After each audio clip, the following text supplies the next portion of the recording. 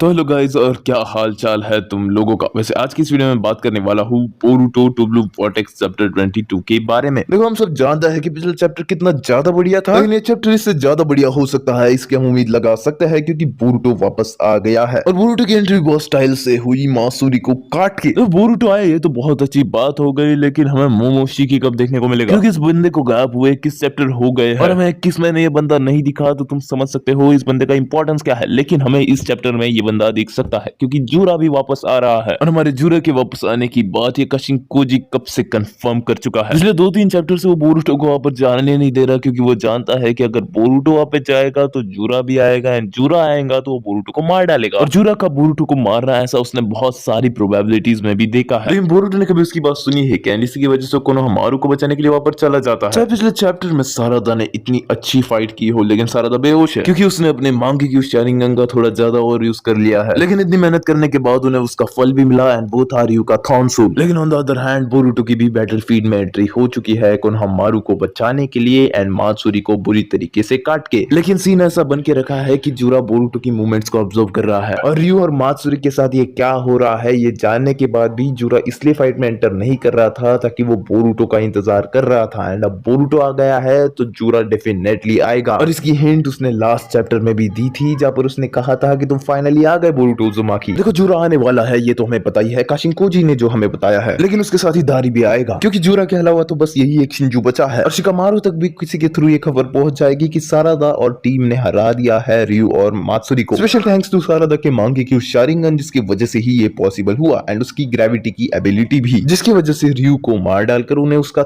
Thorn soul भी मिल गया। और ये थॉर्न सोल कितना ज्यादा जरूरी है बताने की जरूरत नहीं है, क्योंकि इससे वो शिंकी को भी फिर से पेट से निकाल सकते हैं, और अगर एक बार शिंकी पेट से निकल गया तो वो गारा को भी बचा सकते हैं, जो कि शिंकी की एबिलिटी के कारण आयरन सैंड में फंसा हुआ है। देखो, सारादा ने तो अपना काम कर दिया, लेकिन उनके लिए और एक बड़ी प्रॉब्लम आ जाती है, एंड वो है हिदारी एंड जूरा। तो बोरुटो की प्रेजेंस फील करने के बाद जूरा तो वहां पर आएगा, एंड अगर उसके साथ हिदारी आया तो सारादा के लिए काम बढ़ जाएगा, क्योंकि उसको ही उसे संभालना पड़ेगा। क्योंकि अगर वहां पर बोरुटो आ गया है तो वहां पर जूरा भी आएगा, एंड बोरुटो को जूरा से फाइट करनी पड़ेगी। बोरुटो कितना ज्यादा बढ़िया है ये बताने की जरूरत नहीं है, उसने पिछली बार भी बोरुटो को बस एक ही शॉट में ऑलमोस्ट खत्म ही कर दिया था, लेकिन इस बार बोरुटो पूरा रेडी होके आया होगा जूरा के साथ फाइट करने के लिए। लेकिन जूरा के पास फिर भी एक अपर हैंड रहेगा, क्योंकि वो 10 टेल्स की मेन बॉडी है, एंड बोरुटो ने खुद एडमिट किया है कि वो जूरा को अकेले नहीं हरा सकता। एंड अगर जूरा के साथ हिदारी आया, जो कि एक लौता शिंजू बचा है जूरा के अलावा, तो फिर सारादा को बैटल में एंटर करना पड़ेगा, जो कि असंभव है क्योंकि वो अभी बेहोश हो गई है। तो फिर मिस्की को ही कुछ ना कुछ करना पड़ेगा कोनोहामारू को बचाने के लिए, एंड बोरुटो को भी। देखो, सारादा बिना मांगे की शारिंगन के साथ भी पहले भी हिदारी के साथ लड़ चुकी है, और चाहे मांगे के साथ वो उससे ज्यादा पावरफुल हो, लेकिन उसे यूज करने की उसके पास ताकत नहीं है, और इसलिए बोरुटो को अकेले ही कुछ ना कुछ करना पड़ेगा। लेकिन वो भी जानता है कि वो जूरा के सामने तो नहीं टिक सकता। जूरा को भी रयू और सारादा उन सबसे ज्यादा बोरुटो मेन है, क्योंकि बोरुटो उसका सबसे बड़ा खतरा है, एंड उसकी के लिए वो अभी वेट कर रहा था, और इसलिए जूरा पहले बोरुटो को मारेगा, क्योंकि वही उसके लिए पहली प्रायोरिटी है। और चैप्टर 22 में हमें मिस्की का सेज मोड देखने को मिल सकता है जूरा के खिलाफ। ऑन द अदर हैंड सारादा कुछ नहीं कर सकती, क्योंकि अगर उसने ज्यादा कुछ किया तो वो अंधी हो जाएगी। देखो, चैप्टर के लास्ट तक हमें ये देखने को मिल जाएगा कि जूरा बोरुटो को बहुत मार रहा है, एंड देन फिर मोमोशिकी की एंट्री हो जाएगी चैप्टर के अंत में, या फिर ऐसा नहीं हुआ तो फिर कवाकी की एंट्री हो जाएगी, जो कि 9 लिमिटर वाला होगा, एंड उसके पास बहुत पावर होगी। तुम्हें याद ही होगा कि अमाडो ने कवाकी की सभी पावर्स को डिफेंसिव करके रखा था, जिसकी वजह से ही कवाकी अपने फुल पोटेंशियल पर लड़ नहीं पा रहा था। लेकिन जब बोरुटो ने कवाकी को बताया कि वो अमाडो से बात करे एंड उसकी पावर्स को फुल करे, तब कवाकी समझ गया था, एंड वो तब बोरुटो की बात मान गया था, एंड उसकी मदद करने के लिए भी उसने हाथ मिला लिया था। बोरुटो की हेल्प करने के लिए वो जूरा के खिलाफ अपीयर होगा, एंड वो और बोरुटो जूरा को बहुत मारेंगे। वैसे ये तो बहुत बात की बात है, लेकिन इस वाले कवाकी का बहुत बढ़िया ट्रांसफॉर्मेशन होगा। मैं इसलिए कह रहा हूँ कि ये दोनों जीतेगी, क्योंकि खुद बोरुटो ने कहा है कि वो जूरा के साथ नहीं टिक सकता, एंड इसलिए उसे कवाकी की जरूरत चाहिए, एंड कवाकी भी उसे मदद करेगा। क्योंकि हमें बहुत सारे चैप्टर के साथ कवाकी नहीं दिखा, तो वो डायरेक्टली इस चैप्टर में अपीयर हो सकता है, और कोनोहामारू इन सबको देख रहा होगा, क्योंकि इसी की वजह से सभी प्रॉब्लम्स आ रही है। कवाकी या फिर मोमोशिकी के आने के बाद जूरा के पास बस एक ही ऑप्शन होगा कि वहां से भाग जाए, एंड अगर गलती से भी मोमोशिकी आ गया तो बोरुटो को भी बहुत बड़ा खतरा झेलना पड़ेगा, क्योंकि फिर बोरुटो की भी कोई मदद नहीं कर सकता, फिर चाहे वो सारादा क्यों ना हो, वो भी उसे मोमोशिकी से बचा नहीं सकती। पिछली बार जब बोरुटो ने मोमोशिकी के बारे में कवाकी को बताया था, तब उसने बताया था कि जब वो टाइम स्किप में ट्रेनिंग कर रहा था तब मोमोशिकी ने उसे पजेस किया गया था और तब उसे ऐसा लग रहा था कि वो मर रहा है एंड कभी वापस नहीं आ सकता।